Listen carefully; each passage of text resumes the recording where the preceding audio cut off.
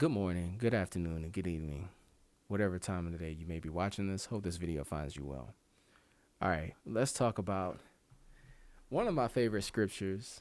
Since the last video I posted was a tough topic to talk about, let's talk about something a little on the happier side, a little bit more on the jovial side, if you will.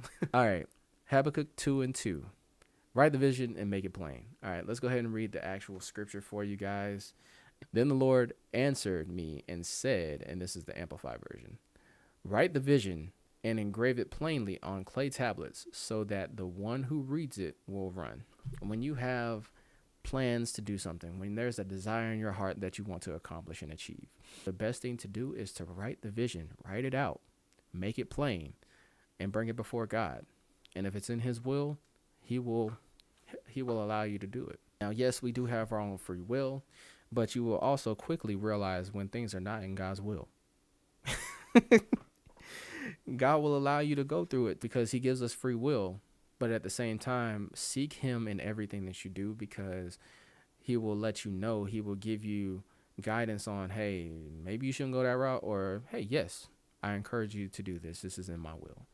That is God's love. God is a loving God. God is not a brutal, harsh God. God doesn't talk to you like a mean parent. God doesn't talk to you like a mean friend. You got to learn what God's voice sounds like and what the enemy's voice sounds like. And you also got to know what your conscience is. God can speak through your conscience, but at the same time, the enemy can also as well. So you got to be able to discern what is actually God, because God's voice is loving. God's voice is kind. Let me see. I think I actually got a note about that. I'll take a lot of notes. Let me see. All right, here we go. God's voice calms, comforts, convicts, encourages, enlightens, leads, reassures, stills. Satan's voice obsesses, worries, condemns, discourages, confuses, pushes, frightens, rushes. When you write the vision and you make it plain, you want to make sure that you're listening to who is speaking to you in writing this vision. And when you bring it before God, who is actually responding? Is it God responding to you, or is it the enemy responding to you? I can't stress this enough. You gotta stay in God's face. You gotta stay in the presence of God. Seek Him and pray daily. Pray even when you don't feel like it, because you know what? That's gonna allow you to understand the difference between good and evil, the difference between God and Satan's voice, because you'll know when it's God's voice, because it's very calming. It comforts you. God's voice comforts you. God's voice convicts you. God's voice encourages you. God's voice enlightens you, leads you, reassures you, and stills you. So you'll have peace in hearing from God. You'll have discomfort in hearing from the enemy.